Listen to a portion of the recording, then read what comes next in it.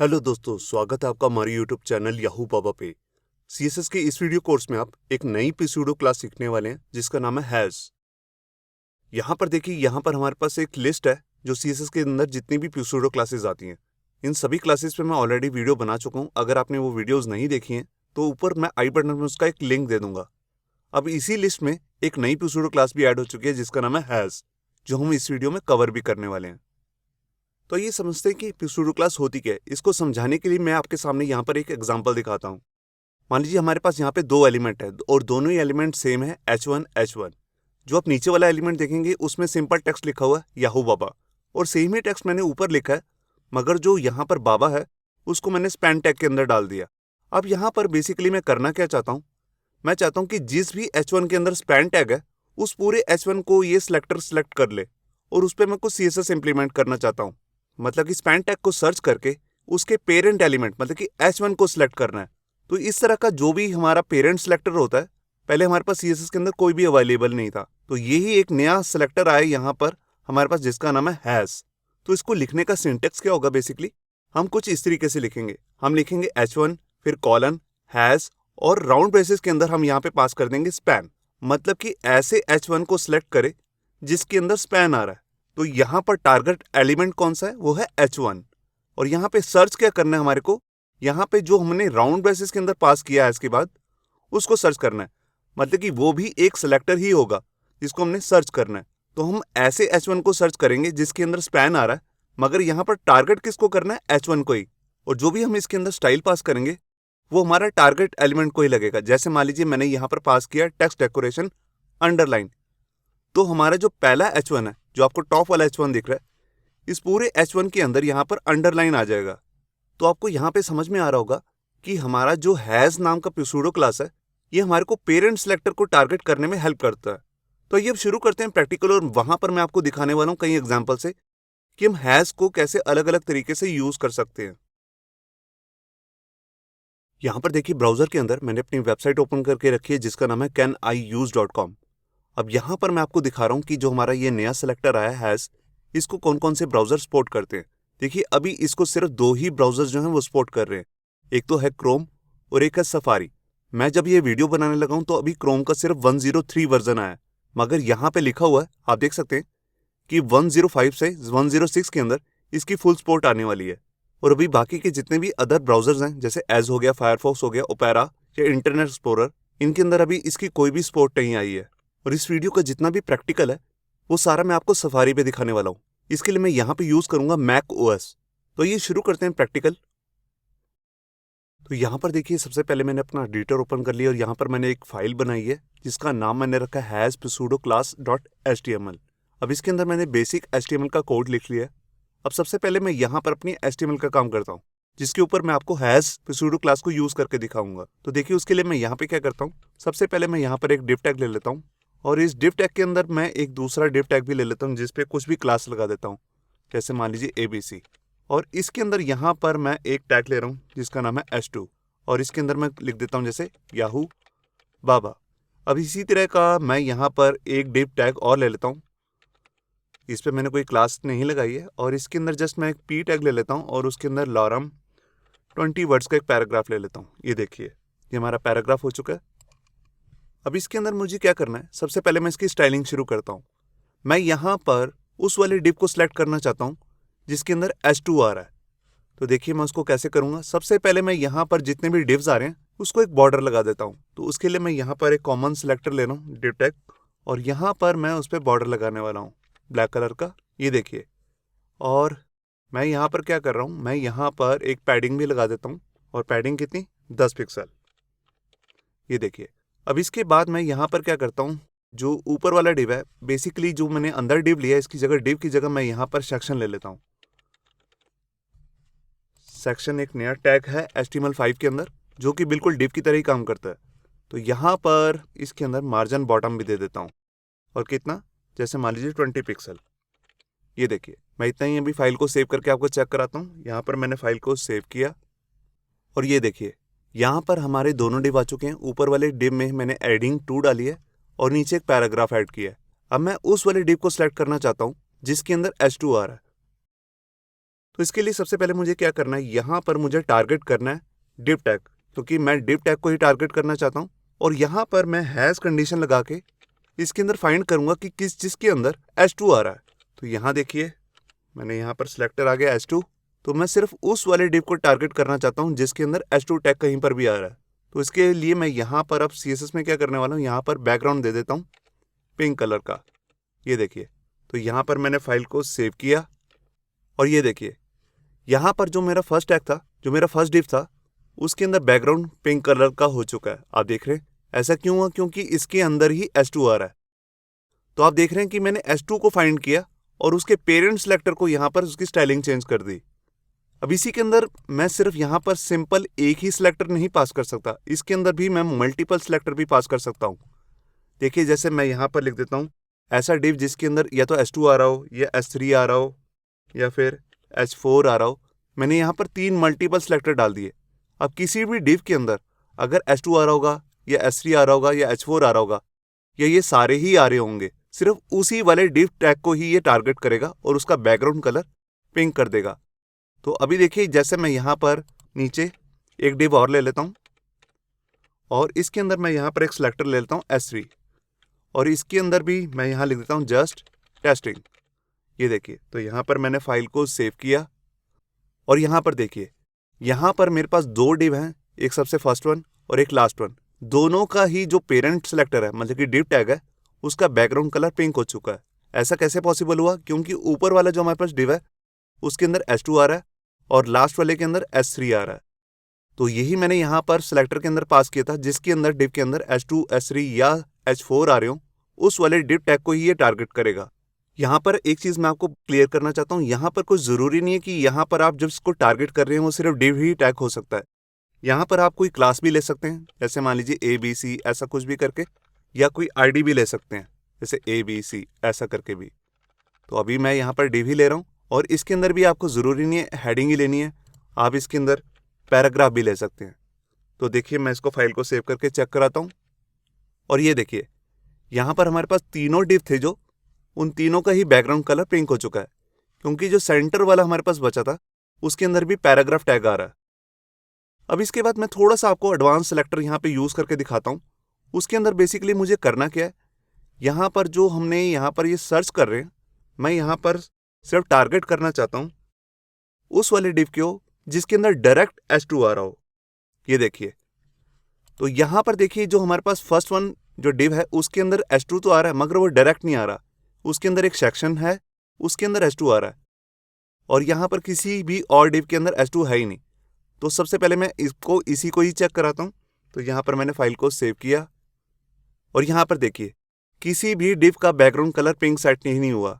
h2 आ तो रहा है मगर वो सेक्शन के अंदर आ रहा है, डायरेक्टली div के अंदर नहीं आ रहा।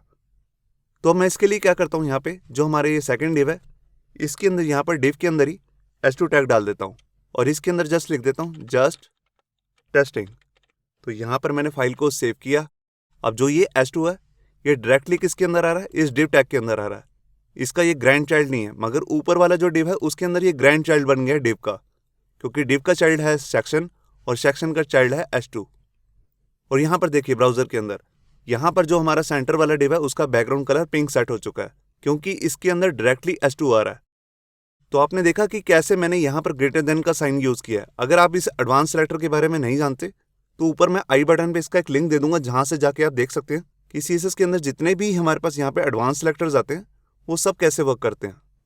अब इसके बाद मैं आपको एडवांस सेलेक्टर का एक एग्जांपल और दिखाता हूँ। उसके अंदर मैं यहाँ पर देखिए क्या करने वाला हूँ, मैं यहाँ पर उस वाले div को सिलेक्ट करना चाहता हूँ जिसके अंदर h2 के इमीडिएटली बाद p हो। ये देखिए कुछ इस तरीके से। तो इस एडवांस सेलेक्टर को भी मैंने ऑलरेडी बताया हुआ है आपको हमारी एडवांस सेलेक्टर वाली सीरीज के अंदर। तो देखिए यहाँ पर ये हमारा h2 है, इसके इमीडिएटली बाद p है, तो इस वाले div को तो ये टारगेट कर लेगा। अब मैं क्या करता हूँ, यहाँ पर जो हमारा फर्स्ट वाला div है इसमें सेक्शन के बाद यहाँ पर p टैग लगा देता हूँ। ये देखिए, और यहाँ पर लॉरम 10 वर्ड्स का एक पैराग्राफ भी मैंने ऐड कर दिया। ये देखिए, मगर यहाँ पर h2 के इमीडिएटली बाद p टैग नहीं है, तो इस वाले div को ये टारगेट नहीं करेगा। मैं भी आपको उसको फाइल को सेव करके चेक कराता हूँ।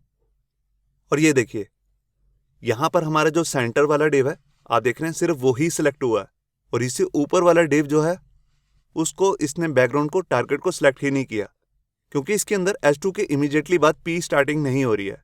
अगर मैं यहां से इस वाले P को कट करके H2 के बाद मैं इसको पेस्ट कर दूं, ये देखिए कुछ इस तरीके से, अब यहां पर ये वाले डिव को भी ये टारगेट कर लेगा। तो यहां पर मैंने फाइल को सेव किया और ये देखिए यहां पर जो हमारा फर्स्ट वन डिव है उसका भी बैकग्राउंड कलर पिंक सेट हो चुका है। अब इसी एडवांस सेलेक्टर को मैं आपको कुछ और अलग तरीके से भी यूज करके दिखाता हूं। देखिए यहां पर मैं H2 को टारगेट करना चाहता हूं जिसके इमीडिएटली बाद P आ रहा हो। तो यहां से इस वाले P को मैं दोबारा से कट करके यहां सेक्शन के बाद मैं इसे पेस्ट कर देता हूं कुछ इस तरीके से। अब मैं यहां पर अपना हैज के साथ एक नया सिलेक्टर बनाता हूं। तो मुझे टारगेट करना है H2 को, हैज। अब मैं यहां पे चाहता हूं सिर्फ उसी H2 को सिलेक्ट करे जिसके इमीडिएटली बाद P आ रहा हो। तो उसके लिए देखिए यहां पर मेरे को सिंपली लिख देना है प्लस और उसके स्पेस देके P। तो P को ये सर्च करेगा जो H2 के इमीडिएटली बाद में आ रहा हो। अब यहां पर मैं क्या करता हूं, इसका कलर जो है उसको चेंज कर देता हूं H2 के कलर को रेड।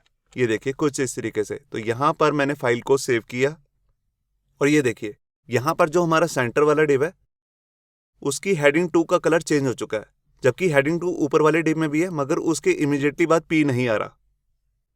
अब इसके बाद मैं आपको दिखाता हूं कि कैसे हम नॉट नाम की प्यूसूडो क्लास को हैश के साथ यूज कर सकते हैं। तो यहां पर देखिए मैं उसके लिए यहां पे क्या करने वाला हूं, इस वाले सिलेक्टर को तो मैं रिमूव कर देता हूं और यहां पर मैं लिखता हूं नॉट, और नॉट के बाद मेरे को यहां पर इसको मैं रिमूव कर रहा हूं।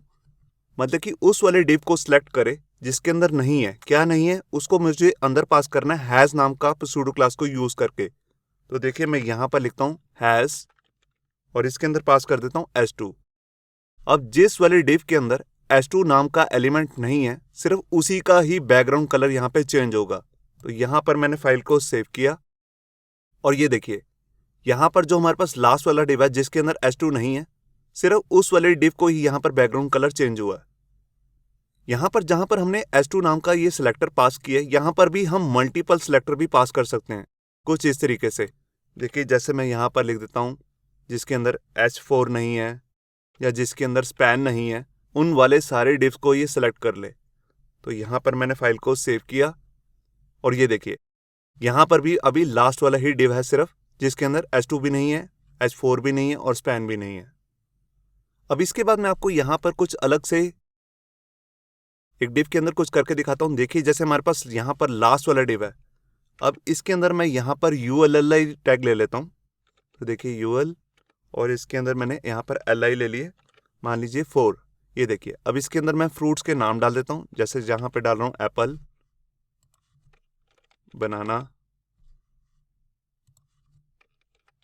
ऑरेंज और लास्ट में ग्रेप्स। ये देखिए अब मैं यहां पर उस वाले डिव को सिलेक्ट करना चाहता हूं जिसके अंदर H3 तो आ रहा हो, मगर मुझे डिव को टारगेट नहीं करना। यहां पर मैं टारगेट करना चाहता हूं LIs को, मगर कंडीशन क्या है, जिस डिव के अंदर H3 आ रहा हो। तो देखिए अब मैं यहाँ पे उसे कैसे बनाऊंगा, मैं इस वाले सिलेक्टर को तो हटा देता हूँ। उसके लिए सबसे पहले मुझे लिखना है डिव और उसके अंदर लिखना है हैज और यहाँ पे मैंने पास कर दिया H2। ये देखिए अब ये सबसे पहले ऐसा डिव ढूंढेगा जिसके अंदर H2 नाम का टैग हो। बेसिकली मुझे यहाँ पर H3 लिखना है, ये देखिए, और उसके अंदर मुझे चेंज क्या करना है LI में। ये देखिए अब LI में यहाँ पर मैं चेंज क्या करना चाहता हूँ, मैं उसके अंदर कलर जो है उसको रेड करना चाहता हूँ। तो यहाँ पर मैं कलर ले लेता हूँ रेड। अब मैंने LI का ही कलर चेंज करना है, मगर मैं यहाँ पे टारगेट क्या कर रहा हूँ, एक ऐसा डिव ढूंढे जिसके अंदर H3 आ रहा हो और जो LI है वो भी उसी डिव के अंदर होने चाहिए, तभी उस LI का कलर चेंज हो। तो यहाँ पर मैंने फाइल को सेव किया और ये देखिए यहाँ पर लास्ट वाले जो डिव है उसके अंदर जितने भी LI आ रहे थे वो रेड कलर के हो चुके हैं। मैं इसी LI को सेम को कॉपी करके ऊपर वाले टैग के अंदर भी डाल देता हूँ। ये देखिए मगर इस वाले डिव के अंदर H3 नहीं है, यहाँ पर है H2। तो हमारी कंडीशन है जिस डिव के अंदर H3 आ रहे हो, तो जो हमारा मिडल वाला डिव है इसके LI को कुछ भी टारगेट नहीं होगा। तो यहाँ पर मैंने फाइल को सेव किया और ये देखिए यहाँ पर अभी भी जो लास्ट वाला डिव है उसी के LIs का कलर चेंज हुआ है, मगर ऊपर वाले LIs का कलर चेंज नहीं हुआ क्योंकि उस डिव के अंदर H3 नहीं है, H2 है। अब इसके बाद मैं आपको यहाँ पर एम्प्टी नाम की प्यूसूडो जो एलिमेंट होता है उसको यूज करके दिखाता हूँ हैज नाम के प्यूसूडो क्लास के साथ। तो देखिए वो थोड़ा एडवांस सिलेक्टर है। उसके लिए देखिए मैं यहाँ पे क्या करने वाला हूँ, मैं किसी ऐसे डिव को टारगेट करना चाहता हूँ जिसके अंदर कोई भी एलिमेंट खाली है, मतलब कि एम्प्टी है। ये देखिए यहाँ पर जो ये हमारा ये वाला डिव है, इसके अंदर जो हमारा ये फर्स्ट एल है, इसको मैंने एम्प्टी कर दिया। यहाँ पर पहले एप्पल लिखा होता, उसको मैंने रिमूव कर दिया। तो अब इस डिव के अंदर एक ही ऐसा एलिमेंट है जो एम्प्टी है। तो देखिए अब इसी को मुझे टारगेट करना है, तो मैं कैसे करूँगा। तो देखिए यहाँ पर मैं गया और यहाँ पर सबसे पहले मैं लिखता हूँ नॉट। नॉट के अंदर मुझे यहाँ पे पास करना है हैज़, और इसके अंदर मैं यहाँ पर लिखूंगा स्टार। स्टार का मतलब होता है यूनिवर्सल सिलेक्टर, एम्प्टी। ये देखिए, तो एक ऐसा डिव को सिलेक्ट करे जिसके अंदर कुछ भी एम्प्टी नहीं है, मतलब कि कोई भी एलिमेंट जो है वो एम्प्टी नहीं होना चाहिए। तो यहाँ पर मैंने फाइल को सेव किया और ये देखिए यहाँ पर हमारे पास दो ऊपर के डिव आ चुके हैं जिसके अंदर कुछ भी एम्प्टी नहीं है। अभी इसके अंदर एक एलिमेंट एम्प्टी था तो इसको इसने छोड़ दिया। और अगर मैं इसका अब उल्टा करना चाहता हूँ, मैं देखना चाहता हूँ कि कौन सा डिव एम्प्टी है, सिर्फ उसी को यहाँ पर उसके कलर रेड हो जाएं, तो उसके लिए मुझे बस यहाँ पर क्या करना है, यहाँ से नॉट हटा देना है और यहाँ से लास्ट वाली राउंड ब्रेसेस भी कुछ इस तरीके से। अब इसका मतलब है ऐसा डिव जिसके अंदर एक भी एलिमेंट एम्प्टी है। तो यहाँ पर मैंने फाइल को सेव किया और ये देखिए हमारा जो लास्ट वाला डिव था, इसके सारे कलर्स रेड हो चुके हैं क्योंकि इसके अंदर एक एलिमेंट जो है वो एम्प्टी है। तो ये तो थे हमारे सारे डिव और दूसरे एलिमेंट्स। अब इसके बाद मैं आपको यहाँ पर फॉर्म्स के साथ हैश को कैसे यूज करना है वो भी दिखाता हूँ। तो उसके लिए मैं ये जितने भी एलिमेंट्स हैं डिव से रिलेटेड, इन सबको मैं यहाँ पे रिमूव कर रहा हूँ। ये देखिए अब मैं यहाँ पर क्या करता हूँ, सबसे पहले अपना फॉर्म टैग ले लेता हूँ और इसके अंदर यहाँ पर मैं ले रहा हूँ लेबल, और लेबल के अंदर कुछ भी लिख देता हूँ जैसे नेम। तो यहाँ पर सबसे पहले मैं यहाँ पर इनपुट टैग ले रहा हूँ और यहाँ देखिए मैंने टेक्स्ट ले लिया। अब इसके बाद मैं यहाँ पर ब्रेक भी लगा देता हूँ क्योंकि मेरे को मल्टीपल इनपुट लेने। ये देखिए तो यहाँ पर मैं पूरे इसी लेबल को ही कॉपी कर लेता हूँ इनपुट के साथ। ये देखिए मैंने दो लेबल और ले लिए हैं। एक में मैं यहाँ पर ले लेता हूँ जैसे ट्रैवलिंग, ये मैं जैसे हॉबी वगैरह बना रहा हूँ, और यहाँ पर मैं इनपुट टाइप लेने वाला हूँ चेक बॉक्स, और इसकी जगह मैं यहाँ पर ले लेता हूँ बुक्स, जैसे बुक्स भी किसी की हॉबी हो सकती है, और यहाँ पर भी इसकी इनपुट ले लेता हूँ चेक बॉक्स। इन दोनों का नेम बेसिकली मैं सेम कर देता हूँ और नेम क्या रख रहा हूँ जैसे हॉबी। अब यही सेम नेम कॉपी करके मैं नीचे भी पेस्ट कर देता हूँ। ये देखिए, और इसके बाद मैं यहाँ पर अपना एक बटन टैग ले लेता हूँ और यहाँ पर लिख देता हूँ जैसे सेव। ये देखिए मैं पहले आपको इतना ही चेक करा देता हूँ। ये देखिए यहाँ पर ये हमारा इनपुट टैग आ चुका है टेक्स्ट टाइप, और यहाँ पर ये हमारे चेक बॉक्सेस हैं। अब मैं क्या करना चाहता हूँ, मैं चाहता हूँ कि जैसे ही मैं किसी भी चेक बॉक्स को चेक करूँ तो ये जिस भी फॉर्म के अंदर आ रहा है वो फॉर्म सिलेक्ट हो जाए, मतलब कि उसको टारगेट करके हम कुछ भी स्टाइलिंग करना चाहते हैं फॉर्म के ऊपर वो कर सकें। तो यहाँ पर देखिए मैं उसके लिए क्या करता हूँ, मैं यहाँ पर सबसे पहले अपना ये डिव टैग को मैं हटा लेता हूँ। यहाँ पर मैं लूँगा फॉर्म टैग क्योंकि मुझे फॉर्म को ही टारगेट करना है। अब इस पे मैं लगाऊंगा अपना हैश के अंदर यहाँ पर मैं कंडीशन सिलेक्टर पास करूँगा, मतलब कि ऐसे वाले इनपुट अगर वो चेक्ड हो चुके हैं, अनचेक वाले को मुझे इग्नोर कर देना है, सिर्फ चेक वालों को देखना है। तो उसके लिए मैं क्या करूँगा, यहाँ पे मैं लिखूंगा इनपुट, कौन से वाले इनपुट, जिसकी जो टाइप है वो है चेक बॉक्स। ये देखिए अब ये चेक बॉक्स तो है मगर मुझे कौन से वाले चेक बॉक्स सेलेक्ट करने जो चेक्ड हैं, मतलब कि जिन पे क्लिक हो चुका है। तो यहाँ पर मैं लिख दूंगा चेक्ड, कुछ इस तरीके से।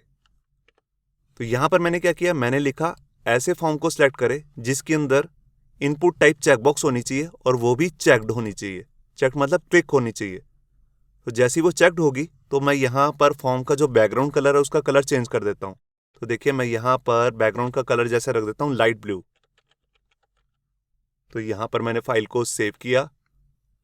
मैं इस फॉर्म को थोड़ा सा जूम कर लेता हूँ ताकि आपको इजीली समझ में आ जाए। ये देखिए अब देखिए मैं यहाँ पर कुछ भी लिखूँ और जैसे ही मैं किसी भी चेकबॉक्स पर क्लिक करूँगा तो देखिए उसका बैकग्राउंड कलर जो है वो ब्लू हो गया। ये देखिए जैसे मैंने अनचेक किया वो हमारी स्टाइलिंग भी हट चुकी है, क्योंकि मैंने इसके लिए स्टाइलिंग की है सिर्फ उसी वाले फॉर्म टैग को सिलेक्ट करें जिसके अंदर चेकबॉक्स पे क्लिक्ड है, मतलब कि वो चेक्ड हैं। मैं इसको कुछ अलग तरीके से भी कर सकता हूँ। मैं यहाँ पर फॉर्म की जगह पे यहाँ पर बटन की स्टाइलिंग भी कर सकता हूँ या फिर लेबल की भी स्टाइलिंग कर सकता हूँ। मैं दोनों ही आपको करके दिखाता हूँ। तो जैसे मैंने यहाँ पर फॉर्म की स्टाइलिंग की है, बस मुझे यहाँ पे क्या करना है, पहले मुझे फॉर्म ऐसा ढूंढना है जिसके अंदर इनपुट टाइप चेकबॉक्स हो और वो चेक हो चुकी हो। अब मुझे टारगेट किसको करना है, बटन को। तो बटन को मुझे लास्ट में रखना है। अब मैं इसका बैकग्राउंड कलर क्या सेट करना चाहता हूँ, मान लीजिए मैं इसका बैकग्राउंड कलर करना चाहता हूँ रेड और कलर कर देता हूँ वाइट। ये देखिए, तो यहाँ पर मैंने फाइल को सेव किया। अब ये देखिए, यही मेरा फॉर्म ओपन हो चुका है। अब यहाँ पर जैसे मैं चेकबॉक्स पे क्लिक करूंगा तो यहाँ पर ये बटन की स्टाइलिंग चेंज कर देगा। ये देखिए, जैसे सारे अनचेक हो गए तो उसकी स्टाइलिंग भी हट चुकी है। मैं किसी भी चेकबॉक्स पे अगर क्लिक कर दूंगा तो हमारे बटन की स्टाइलिंग चेंज हो जाएगी। इसी तरह अगर मैं बटन की जगह लेबल की स्टाइलिंग करना चाहता हूँ वो भी मैं कर सकता हूँ। तो उसके लिए मुझे यहाँ पर बटन को टारगेट नहीं करना है, मुझे लेबल को टारगेट करना है। और कैसे लेबल को, जिसके इमीडिएटली बाद जो इनपुट टैग है उस पर चेक हुआ हो। तो देखिए, मैं यहाँ पर फॉर्म की जगह पे लिखूंगा लेबल। कौन सा लेबल, जिसके इमीडिएटली बाद। तो यहाँ पर इमीडिएट के लिए मैं यहाँ पर प्लस का यूज करूंगा। ये देखिए, तो जिस भी लेबल के इमीडिएटली बाद इनपुट टाइप चेकबॉक्स है, अगर वो चेक हुआ तो उसका बैकग्राउंड कलर यहाँ पर रेड हो जाएगा और यहाँ पर कलर वाइट हो जाएगा। देखिए, मैं यहाँ पे आ गया और ये देखिए, लेबल का यहाँ पर स्टाइलिंग चेंज हो चुकी है। आप देख रहे हैं, तो आप यहाँ पे देख रहे हैं कि हैश को हम किस तरह अलग अलग तरीके से यूज कर सकते हैं।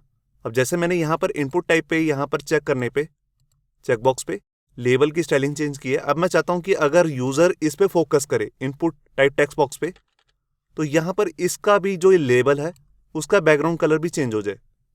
तो उसके लिए मुझे यहाँ पे क्या करना है, मुझे यहाँ पर बिल्कुल ऐसे लिखना है, लेबल हैज। इसी को कॉपी कर लेता हूँ और यहाँ पर लिखना है ऐसा लेबल जिसके इमीडिएटली बाद किसी भी इनपुट टैग पे फोकस हो। ये देखिए, अब किसी भी इनपुट पे अगर फोकस होगा तो उसके पहले जो लेबल आ रहा होगा उसका हम बैकग्राउंड कलर या कलर कुछ भी चेंज करना चाहें वो कर सकते हैं। तो मैं सेम ही स्टाइलिंग यहाँ पर कॉपी पेस्ट कर देता हूँ। यहाँ पर मैंने फाइल को सेव किया और ये देखिए, जैसे मैंने इस पर फोकस किया, ये देखिए इसका कलर चेंज हो चुका है। अब मैंने इस पर फोकस किया, ये देखिए, तो यहाँ पर मैंने क्लिक पे भी लगा रखा है और फोकस पे भी, तो इसका कलर तब भी चेंज हो रहा है। और यहाँ देखिए, अब जैसे ही फोकस हटेगा तो उसका कलर वापस से नॉर्मल हो गया। तो इस तरह आपने देखा कि कैसे हम फॉर्म के साथ हैश को यूज कर सकते हैं। अब यहाँ पे लास्ट में जाते हुए मैं आपको यहाँ पे एक टिप देना चाहता हूँ कि हम इसको ये भी चेक कर सकते हैं कि हैश को कौन कौन से ब्राउजर सपोर्ट करते हैं। देखिए, अगर कोई ब्राउजर इसको सपोर्ट ही नहीं करता तो ये हमारा जितनी भी ये हमने स्टाइलिंग बनाई है ये सब बेकार है। तो उसके लिए हमें यहाँ पे बेसिकली करना क्या चाहिए, मैं इसको अभी कट करके दिखाता हूँ। ये देखिए, तो उसके लिए मैं यहाँ पर अपना स्पोर्ट नाम का सिलेक्टर को यूज करूंगा। तो सोड एक मीडिया सिलेक्टर है। ये देखिए, अगर आपको इसके बारे में नहीं पता, मैं ऊपर आई बटन पे इसका एक लिंक दे दूंगा जहां से जाके आप देख सकते हैं कि स्पोर्ट्स कैसे काम करता है। स्पोर्ट्स बेसिकली ये चेक करने के काम आता है कि इसके अंदर हम जोन सा भी सिलेक्टर या जोन सी भी प्रॉपर्टी इसके अंदर पास करते हैं कि वो ब्राउजर सपोर्ट करता है कि नहीं। तो देखिए, मैं यहाँ पर लिखता हूँ सिलेक्टर और इसके अंदर यहाँ पर कुछ भी पास कर देता हूँ। देखिए कौन सा सिलेक्टर मैं यहाँ पे चेक करना चाहता हूँ, इसका नाम है हैश। और हैश के अंदर मैं कुछ भी पास कर देता हूँ, जैसे पी। इसका कुछ लेना देना नहीं है, बस ये स्पोर्ट जो है, यहाँ पे स्पोर्ट का मतलब ये है कि यहाँ पर जो हम सिलेक्टर पास कर रहे हैं, कौन सा सिलेक्टर, हैज नाम का जो सिलेक्टर है, इसको ब्राउजर सपोर्ट करता है कि नहीं। अगर ये सपोर्ट करता है तब हम इस करली ब्रैकेट के अंदर जोन से भी यहाँ पर अपनी CSS की स्टाइलिंग डालेंगे, वो सिर्फ तभी चलेगी। तो यहाँ पर देखिए, जो भी मैंने अभी कट किया था उसको मैंने यहाँ पे पेस्ट कर दिया। अब ये सारा कुछ तभी चलेगा अगर ब्राउजर इसे सपोर्ट करता होगा। तो मेरा सजेशन यही है कि अगर आप इसे हैश को लगा रहे हैं तो आप पहले स्पोर्ट नाम का जो हमारा ये मीडिया सिलेक्टर है इसको भी यूज करें, ताकि ये पहले चेक कर ले कि हैश नाम की जो हमारा नया सूडो क्लास आई है इसको ब्राउजर सपोर्ट करता है कि नहीं। तो यहाँ पर मैंने फाइल को सेव किया और यहाँ पर आया मैं। ये देखिए, हमारी स्टाइलिंग अभी भी वर्क कर रही है क्योंकि सफारी ब्राउजर के अंदर इसकी फुल सपोर्ट आ चुकी है और क्रोम के अंदर जस्ट आने ही वाली है 1-2 महीने के अंदर। तो ये था हमारा हैश सिलेक्टर, जिसका बेसिकली काम ये है कि इसके अंदर हम जोन सा भी सिलेक्टर पास करते हैं उसके पेरेंट सिलेक्टर को ये टारगेट करता है, जो भी हमने कॉलन से पहले दिया होता है। होप सो आपको ये हमारा वीडियो ट्यूटोरियल अच्छा लगा होगा। अगर अच्छा लगा है तो वीडियो को प्लीज़ लाइक करना मत भूलिए। अगर आप ऐसे ही रेगुलर अपडेट्स चाहते हैं तो हमारे चैनल याहू बाबा को सब्सक्राइब करना मत भूलिए। Thank you.